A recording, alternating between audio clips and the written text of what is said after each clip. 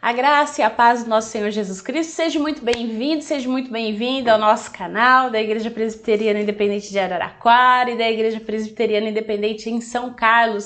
Que bom ter você por aqui em mais uma aula da nossa Escola Bíblica Online. E hoje nós vamos falar sobre um assunto que é um pouco difícil. Vamos falar sobre enfermidade e sobre luto.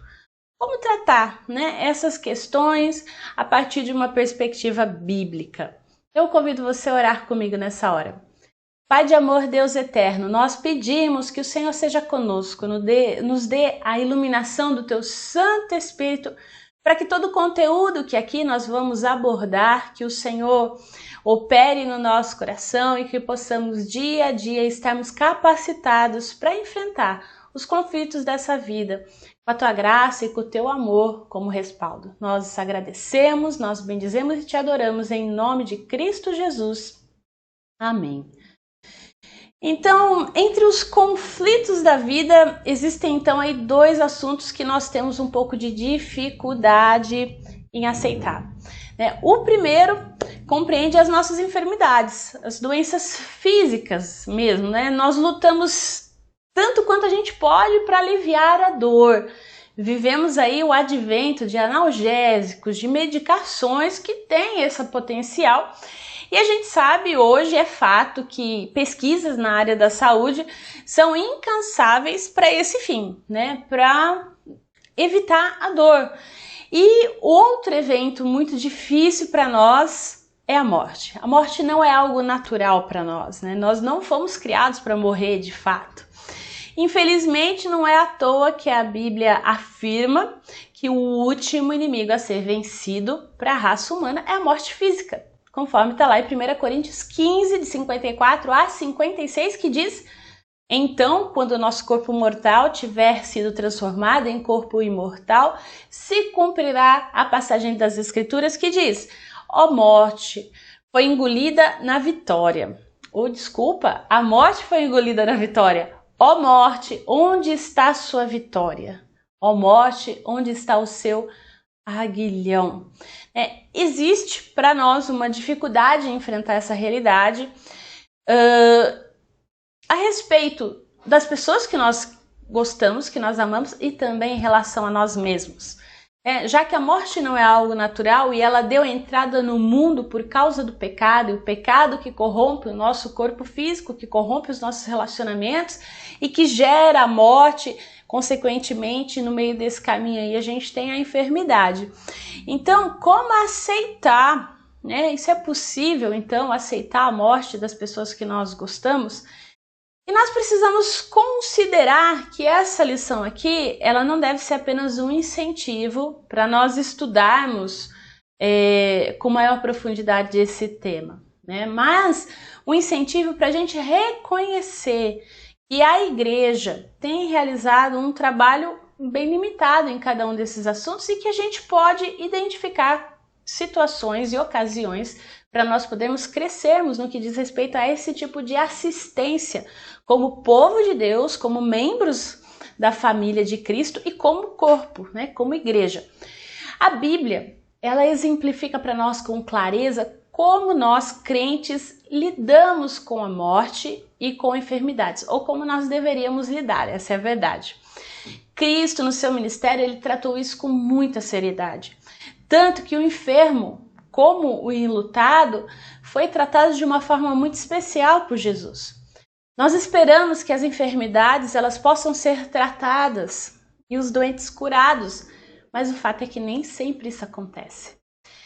Nós aprendemos também que algumas enfermidades, sim, são consequências de pecados, outras, porém, não. Ela tem diferentes causas, diferentes finalidades. E o que acontece, por exemplo, ao cego da cidade de Jerusalém, lá em João capítulo 9, verso 3, mostra que a deficiência física revelou o poder de Deus através da vida dele. Então, existem inúmeros casos. Veja, por exemplo, o caso de Ana, mãe de Samuel, que é curada da enfermidade, da esterilidade, E isso contribui para o crescimento da sua fé. Ela testemunha, ela louva a Deus, e esse milagre que é operado na vida dela dá a ela condições para demonstrar a Deus e aos homens a sua consagração. E sobre a morte? Bom, sobre a morte, nós podemos exemplificar, por exemplo, a postura de José, filho de Israel, lá em Gênesis 48, 21, quando seu pai anuncia a chegada da sua morte. José, ele demonstra maturidade para tratar essa perda. E ele poderia ter dito, né, ao pai, olha, eu sou governador do Egito, o senhor pode tratar com os melhores médicos para cuidar da sua saúde, eu quero que o senhor viva mais algum tempo. No entanto, ele não demonstrou essa resistência à perda do pai. Isso não significa que ele não sofreu, mas que ele soube entender e aceitar os ciclos que nós temos na nossa vida. Então, é difícil aceitar e acompanhar esses ciclos, com certeza, porque existem ciclos que não são naturais, vamos pensar assim. Porque você pode falar, Gisele, é mais fácil um filho perder um pai do que um pai perder um filho. Mas vamos por partes. Primeiro vamos falar então da enfermidade, depois a gente vai falar sobre o luto. Os caminhos então da enfermidade. Então a gente pode considerar 3 possibilidades para que a enfermidade aconteça, vamos pensar na vida de uma pessoa. E comumente nisso, a gente quer alcançar a cura, né? Mas Deus é soberano e nem sempre essa vontade se realiza. E independentemente da decisão tomada pelo Senhor, sempre que a gente tiver, né, um momento de adversidade, referente à doença, nós temos a oportunidade de conhecer melhor a Deus. Jó, por exemplo, ele pôde crescer muito na sua fé com a morte dos seus filhos e com as suas enfermidades. E é dele o clássico testemunho que está lá em Jó 42, verso 5, que diz: meus ouvidos já tinham ouvido ao teu respeito, mas agora os meus olhos te viram. E é sempre importante a gente aprender, então, lições com Deus na hora da enfermidade, mesmo quando a vontade de Deus é diferente da nossa. E aí eu quero recordar, por exemplo, que a nossa vida aqui na Terra, ela não é infinita, né? Nós gostaríamos, nós fomos criados para a eternidade, sim. No entanto, por causa do pecado, nós passamos pela corrupção, pela morte. Mas nós temos uma promessa que em determinado dia, né, que nós ainda não sabemos, Deus irá retornar na pessoa de Cristo Jesus, irá restaurar os nossos corpos e nós iremos então viver na eternidade de glória em glória com o nosso Senhor. Ainda que nós soframos profunda dor na enfermidade e pela perda através da morte, nós temos esperança. Essa é a razão da nossa esperança, né? Em breve, se nós estamos em Cristo, nós cantaremos o cântico da vitória definitiva, que é o que a gente já leu lá em 1 Coríntios, né? E pensando nisso, então, eu falei que existem 3 possibilidades que a enfermidade produz na gente, né? Então, vamos lá. A primeira possibilidade, então, que a enfermidade pode ser curada. A cura, ela pode acontecer de uma forma milagrosa ou por meio também dos recursos da medicina.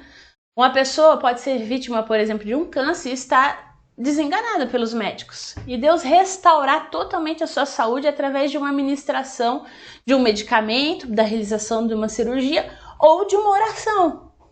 Então, por exemplo, a gente tem o rei Ezequias, que ele havia sido informado pelo profeta que ele ia morrer, ele já tinha uma sentença. Mas essa era apenas uma forma de Deus desenvolver a fé dele, né? E após a sua oração, está escrito lá em Isaías 38, de 1 a 22 e 2 Reis 20, de 1 a 11, depois você pode ler com calma esses textos, que ele recebeu de Deus mais 15 anos de vida. Então, existe a possibilidade da enfermidade ser curada para a honra e glória do Senhor. A outra possibilidade é a enfermidade permanecer. Muitas pessoas associam o fato de a gente ter uma doença crônica com falta de fé. Nem sempre essa é a verdade, que a permanência de uma doença é sinal de incredulidade. Nós precisamos desmistificar isso. Não existe nenhum lugar na Bíblia em que está escrito que se você está doente, você não tem fé. Não tem. Pode ler a sua Bíblia aí várias vezes, de página a página, não está. Deus tem planos perfeitos para nós, isso com certeza. E às vezes ele permite que determinadas situações elas durem um bom tempo para tratar em nós coisas que nós às vezes não entendemos ainda. E aí vale a gente observar que durante as lutas, durante o sofrimento, a gente cresce na nossa fé. E o mesmo, por exemplo, aconteceu com Jó. Jó, ele tem aquele momento que os seus amigos, eles julgavam que ele estava sofrendo porque era castigo de Deus. Ele devia ter pecado, ele devia ter feito alguma coisa para Deus e por isso ele sofria enfermidade. E a interpretação que faziam dos acontecimentos, no entanto, desses amigos não era correta e nem justa. Então vale também a gente refletir, se às vezes a gente não pensa isso. Ah, a pessoa tá pagando, ela deve ter feito alguma coisa. Será? A Bíblia nos dá o exemplo de Jó. E é interessante porque ela nos dá o exemplo do outro lado da história, do lado em que Deus mostra que Jó não teve nada que ele possa ter feito. Então, é importante isso também. Nós não podemos e não devemos julgar a enfermidade da outra pessoa. E muitos acreditam, por exemplo, também que o espinho na carne, que Paulo menciona lá em 2 Coríntios 12, também estivesse relacionado a algum tipo de enfermidade. E a gente aprende, por exemplo, com o testemunho de Paulo, que ele investiu tempo em orar sobre aquela enfermidade. E depois ele compreende ao longo do tempo que a vontade de Deus é que ele permanecesse com aquele espinho na carne. Olha que coisa louca. E finalmente, que a sua comunhão com Deus e a experiência com a graça do Deus era também mais importantes que o próprio espinho na carne, que esse espinho que estava ali afligindo ele. E é interessante porque ele sentiu prazer na sua fraqueza, por causa do amor de Cristo. No meio de toda a luta, de toda enfermidade, ele se sentiu amado, acolhido. E foi esse amor que transformou a sua fraqueza em força. E o mesmo Deus que tratou Paulo é o que trata conosco hoje. Então, a enfermidade, ela pode ser curada? Pode, mas ela pode permanecer. E aí vale a gente pensar, a gente fazer uma aplicação. Eu não sei se é o seu caso, se você passa por uma enfermidade há algum tempo e já se questionou, já perguntou muito para Deus por quê, e às vezes você não tem resposta. Será que a gente está sujeito a sujeitar a nossa vontade à vontade de Deus a ponto da gente permanecer com essa doença? Ou mesmo receber uma sentença de morte e dar glória a Deus apesar disso? Vale a reflexão. E a terceira possibilidade, que é a que a gente não gosta, mas nós precisamos ser realistas, a enfermidade pode gerar morte. Sim. Nós, até um tempo atrás, nós não lidávamos muito com a realidade da morte. E hoje, depois de 2 anos de pandemia, vários de nós perdemos pessoas queridas no meio dessa pandemia. E hoje talvez falar sobre morte seja um pouquinho mais fácil. Não sei. Nós temos aquelas pessoas que não pode falar de morte. Só mostram os números de mortos, Então, é importante a gente pensar, precisamos ser realistas. As enfermidades, elas podem gerar morte. E apesar do Evangelho nos abrir a porta para uma esperança gloriosa, nós sabemos o fim da história, nós nunca tratamos bem a condição humana da morte. Ou a gente nega a situação, ou a gente foge da situação. E o apóstolo Pedro, quando ele escreve a sua 2ª carta, ele está, por exemplo, lá consciente da aproximação da sua morte.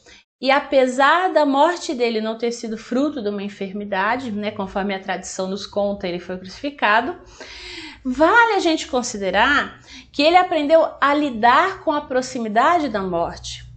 E talvez nós também precisemos fazer isso, principalmente quando a gente está numa idade mais avançada, quando a gente tem um diagnóstico ruim ou um prognóstico que não vai evoluir para algo bom. Porque a gente tem que ser realista, A gente está num mundo que, infelizmente, a enfermidade pode gerar morte.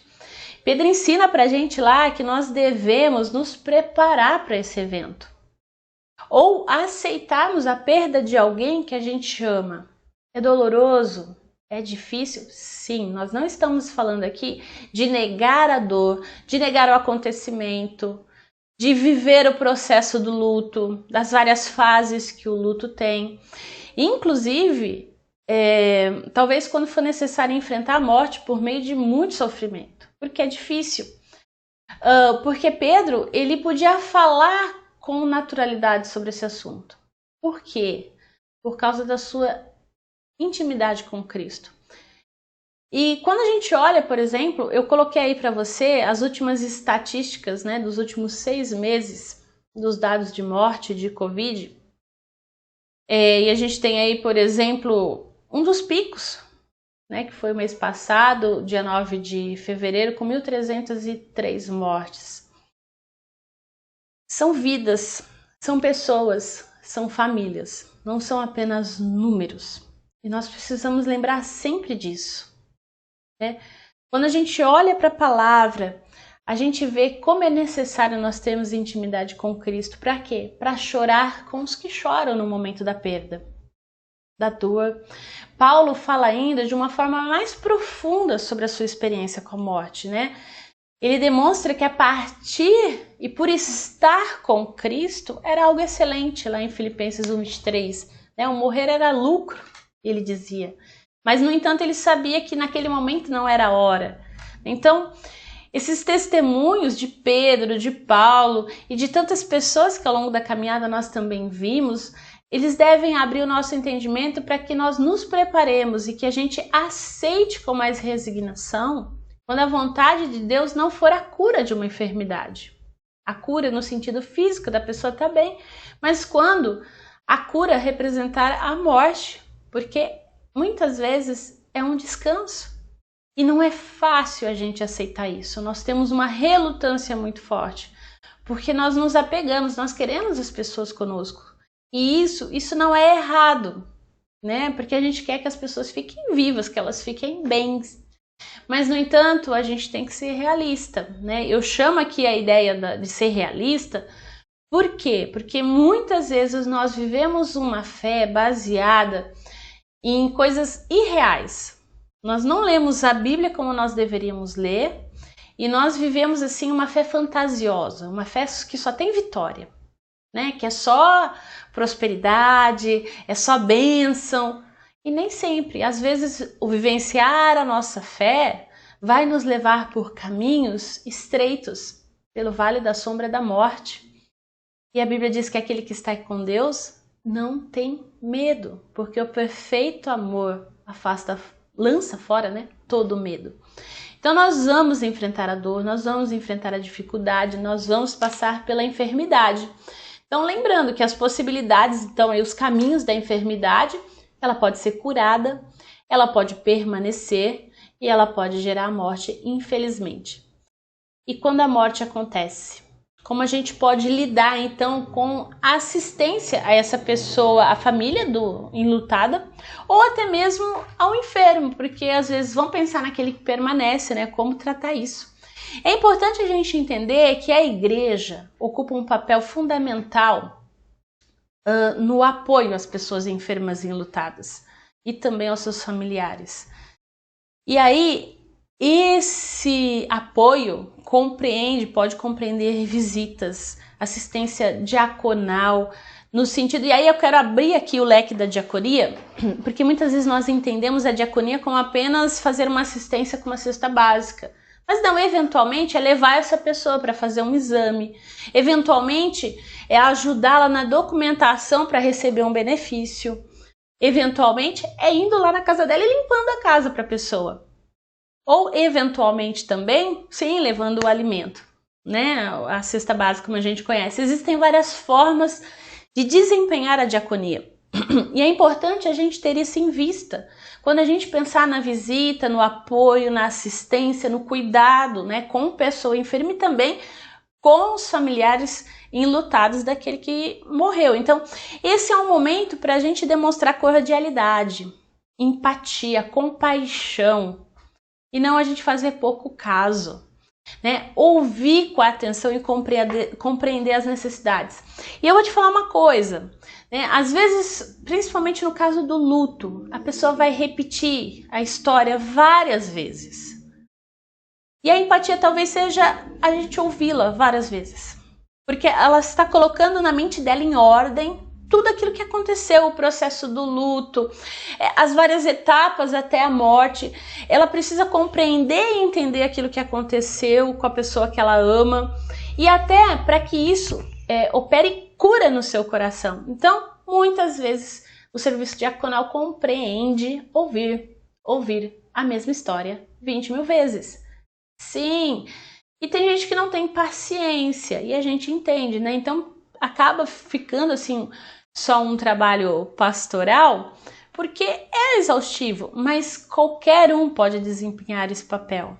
Faz parte do corpo de Cristo dar apoio, ser suporte nessa hora também.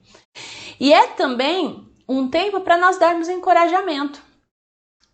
Levar, por exemplo, a pessoa a aprender lições espirituais, uma atitude de amor, compartilhando o evangelho, orando junto, mandando uma mensagem de fortalecimento, um bom dia, uma boa tarde. E caso a pessoa, a família ainda não seja salva, falando das boas novas do reino, levando, né, palavra de salvação. E com muita compaixão, se colocar no lugar da pessoa. Isso é importante demais, né? Não é desdenhar dela, não é tirar o sarro. Isso machuca, né? E a gente pode aproveitar nesse momento, e aí aqui eu falo aproveitar no sentido de que as pessoas estão mais sensíveis, para sentar com essa pessoa e falar de Cristo. Falar como Cristo, qual o plano de Cristo para a salvação, do nosso fim glorioso em Cristo Jesus. E é muito importante o cuidado que a gente precisa ter com as afirmações que nós fazemos nessa hora. É comum se fazer afirmações de cura, de milagres por conta própria, né? Sem a aprovação de Deus. E quando são muitas as palavras, diz Provérbios 10, 19, o pecado está presente. Isso pode comprometer a imagem do evangelho, quando as afirmações não acontecem. Então, no sentido de animar, muitas vezes as pessoas acabam gerando promessas que não vão acontecer. Não faça isso. Na dúvida, não fale nada. Escute. O processo da dor, da perda, da enfermidade, né? Porque às vezes a pessoa chega, por exemplo, foi melhor assim. Será que foi mesmo? Talvez não tenha sido. A pessoa ainda está processando aquilo e aquilo está doendo. Não fala nada. Então não, deve ser, como a gente já comentou, né? Deve ser algum pecado aí que está escondido. Será? Você sabe? Você não é Deus. E eu falo isso por experiência própria. Eu perdi minha mãe com 17 anos e eu não lembro das palavras que foram ditas, mas dos abraços que eu recebi de consolo, esses eu lembro. Eles até hoje, muitas vezes quando eu lembro da ocasião, consolam ainda meu coração. Na dúvida, dá um abraço. Fica do lado, não precisa falar. Não fala muito não. Na hora da perda, na hora do desespero, muitas palavras atrapalham também o pensamento, o raciocínio. Então, seja o irmão na fé que está ali junto. Isso é importante. Nós devemos nos concentrar, se você for falar alguma coisa, fale do evangelho. Não de experiências, não essa ideia das curas, não. Porque assim, é importante a gente lembrar também que a palavra do justo, ela dá sustento a muitos. Então, leve assim a essas pessoas esperança. Esperança nas promessas e no amor de Deus. Faz promessas de que um dia a morte será vencida, que não haverá choro, nem dor. Promessas que estão na Bíblia, não que estão na nossa cabeça, por favor, né? Porque senão vira bagunça, não dá certo isso. Nós devemos ensinar, né, que as aflições do tempo presente, elas não podem se comparar com as bênçãos que no futuro a gente vai desfrutar com Deus. Mesmo assim, eventualmente vai ser muito difícil a pessoa entender isso. Então peça a oração do Espírito Santo. Senhor, eu devo falar agora? Dirige as minhas palavras. né? E o Espírito Santo, ele vai soprar e ele vai fazer com que isso seja suave, seja certo. Na dúvida, não fala nada. E é importante a gente ter consciência de que nem sempre nós temos respostas.